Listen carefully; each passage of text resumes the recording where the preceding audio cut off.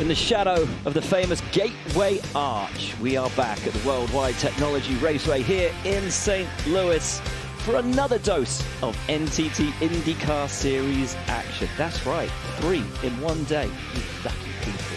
Welcome back, the sun is starting to step. It is time for post-qualifying practice. Will Buxton, Townsend Bell, James Hinchcliffe with you once again. Guys, it never ends. It's warm-up, morning warm-up in the evening.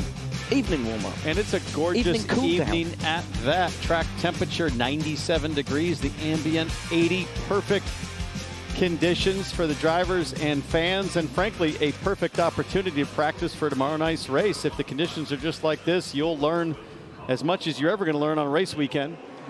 Let's take a little look at Nolan Siegel and Alex Palou. Palou going low. Because this is what you want to see. You want to see that Nolan was able to sort of hang it out. Oh man, that was a clear-ish moment if I've ever seen one. Palou just coming right up. All good. Luckily, it was late enough in the corner. But yeah, just watch on board here from Nolan Siegel's machine. He sees him there now. He's got dirty air from the car in front. Without that, he probably would have been able to hang with him. But Palou not leaving much margin at all. McLaughlin starting on the front row tomorrow. This is Scott Dixon drafting up on Robert Schwartzman. Nice clean move to the inside as Schwartzman backs off, letting McLaughlin through as well. Kind of wants no part of it. He's, you know, the least experienced oval driver in the field right now. Getting forced up here into the high line for the first time really in his career. There's not really a high line at Indy, so this is a whole new world for Schwartzman. Definitely not a high line in Tel Aviv. You know, you're coming off a banked corner. So yeah, let's see here. Just McLaughlin coming down pit wall. Little wave to the threes. Waving to his boys, doing a drive-through. I think that was Ben Bretzman maybe saying hello. Maybe they just wanted to check pit speed. Well, he was fastest from the Highline practice. David Malukas from Alex Palou, Lundgaard and Herta, Rosenqvist and Dixon, Rasmussen and Award, Daily Knight, Callum Ilott, an impressive 10th. Kevin! Josef Newgarden didn't run any laps in that practice. Why was that? He did not. So the first word was it's optional, and I wondered if maybe they just decided we don't feel it provides a lot of value, but I just checked in with Luke Mason, who is doubling up as the strategist and the engineer. He said, no, we actually wanted to do it. Joseph was adamant that we wanted to do it, but we found a sensor issue right at the beginning of that session, and there were not allowed to be any changes during this session. So he said it really would have taken us about 15 seconds to assess that, but the rules said it was a session where you're not allowed to do anything to the car, so they couldn't touch it. Therefore, the car was not ready to be run in that session. Now it is, and Joseph will be climbing in, and they'll go through this final practice. Colton Herta to the top, 173.5. Callum Ilott, P3, decent. Qualified a respectable, and actually I'm going to say an impressive 16th Callum Ilott, around about Connor Daly in P15. Decent run from Ilott in qualifying today. Yeah, it was. It was. Again, we've talked a lot about how that team is brand new to the series. Indy would have been their first oval. This is going to be their first short oval. So a lot for the group to learn. And Callum, a driver that's done a few of these, but in Schwartzman, a driver that's done none. And, you know, as a group, they're learning together. And so, yeah, that's a solid effort. It was interesting watching Colton Herta there. Comfortable sliding the front, letting the front just sort of glide up, grabbing a little clean air to the high side of Marcus Ericsson. When you're running with a teammate, you talk about what's going on with the Prema guys, but when you trust your teammate to be consistent with the line and run together, it really helps you get aggressive with how you drive, as Colton now has a run down the front straightaway.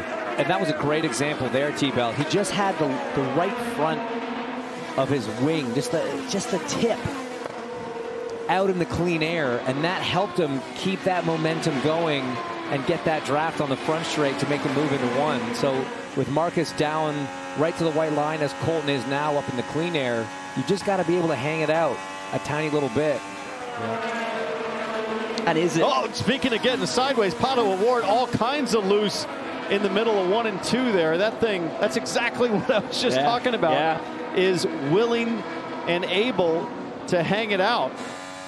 But how much of that is down to the way in which Pato likes to drive, how he likes the cars set up? and how much of the way that Christian drives is actually the polar opposite of that. And how much does Christian driving that other feel going to actually help Pato in terms of giving him a car that he's confident with? Let's watch and see if we can pick up this moment that I just caught at the tail end of a shot a few corners ago. Here's Pato. We're looking out the back. Oh yeah. And that was early in the corner. And it happened again there. It was like a second wiggle. Right after turn in, little wiggle. So there's Lundgaard going around Abel. So that's just behind, I think. Yeah, you see Pato O'Ward just ahead of them there on the racetrack. But yeah, it was pretty early on entry. You know, this banking here in turn one, it comes in very aggressively. It can catch the front end, kind of draw it in. If the back of the car is not stable, if you've lifted at the wrong spot, maybe a downshift right at that moment as well can sometimes upset these cars on entry. But a nice quick catch from Pato, and you know, as we've been talking about, that's going to be part of this race. That sun finally down far enough in 3. That's not really an issue for the driver. So this is kind of that point in the race. So we're 8:15-ish. The 7:30 start. I mean, this is, you go a fair amount into the race before you're going to comfortably be able to pull that dark tear off if that's what you're running. Well, you can really appreciate the regen of the hybrid as darkness falls and those LEDs on either side of Scott McLaughlin's hands start to ramp up with some charge. There they are. Shows about half full, in this case 25%, thanks to our heads-up graphic. And watch this. Does it regen some more? Indeed it does. So goes up to 58% there. He has not deployed yet, so he's got some juice, and there goes the deployment instantly with one burst, like you mentioned earlier in the day, Will, straight to 0%. Gone is the slow release. It's all about one hard hit. So full pack is about 3 seconds worth of deployment. It's about that 60 horsepower boost, and you get it every lap. Now you see he's only getting up to 26%. Now he's manually holding it a little bit. There's a lot of different strategies that are going to play out. It's going to keep the drivers very busy in the race when you're trying to use that as a tool in traffic to defend, to attack. So much tire wear.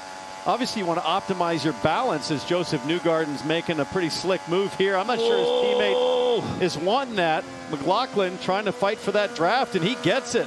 Hey, but can he keep the momentum going off it, too? He's using the draft of the cars in front to his advantage. Use that high line. That was a great run from Newgarden, though, off of 4. Outside. This is great stuff. This chopped is exactly what we're going to see tomorrow. Wow. I get the sense that these two guys are not exactly bus bros anymore. This is just good hard racing, man. This is what you're going to see. Where is the love? So Josef he tries to stay really close to the side of him, trying to get that side draft, maybe a little bit of the draft from Nolan Siegel in front. But then Scott able to just kind of roll that speed around the high line. This is a replay in the big picture.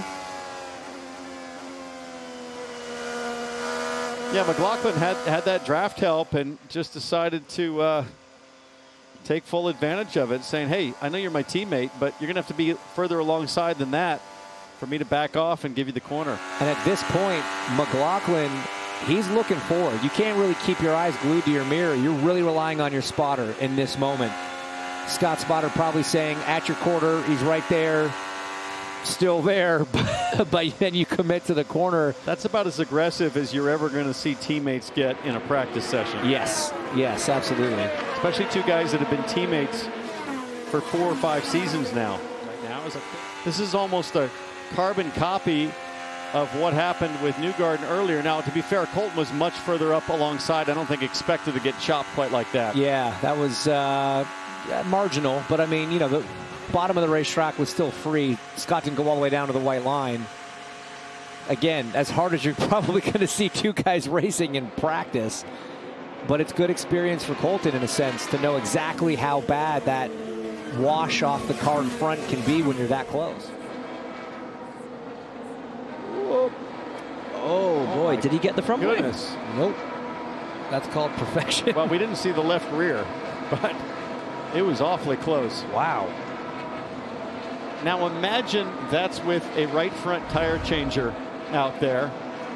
Lower legs. He wouldn't have done ankles. it with the. He wouldn't have done that with the right front. Well, but I'm just saying, imagine being the tire changer. That's what I always appreciate about the IndyCar pit stops on ovals, is the bravery from the men and women that go over the wall and sit there so vulnerably.